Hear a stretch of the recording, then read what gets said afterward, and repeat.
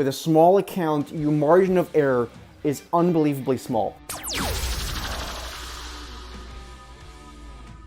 One of the questions I get asked most frequently is, can you make money or should you trade with a small account? And by small account, a lot of people tend to think or give me the number of, say, $500 to $1,000 in that range.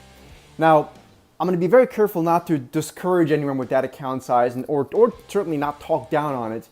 But you have to think about it. If you have an account size that small, and I know there's people out there who will tell you that you can make money with that, and usually they'll try to pitch you some currency trading scheme or a futures thing where you're highly levered.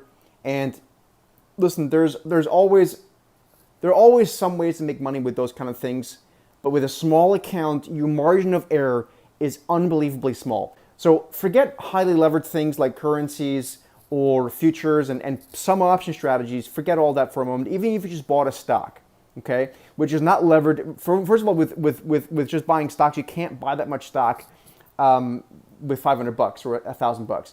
And if you used a levered instrument, options or God forbid currencies or futures, which are again highly levered and very risky for a small account like that, your margin of error is basically zero. You don't have a margin of error. You're probably going to lose money. And if you lose those $500, you have nothing. Or if you lose $1,000, you're basically got nothing. You have to start again. So what I would suggest, and I highly suggest it to anyone who wants to do this, to get into trading and investing, is to just save up a little bit more, right? If that's your situation, great. I would just save up a little bit longer.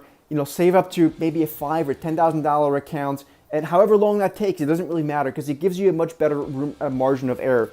And by the way, in that time it takes you to get to that point, maybe that's months, maybe it's a couple of years. Just learn. Maybe paper trade or do something that educates you in the stock market and in these markets, as opposed to starting with a very, very small account. Again, the point I'm trying to make is you have almost no margin of error.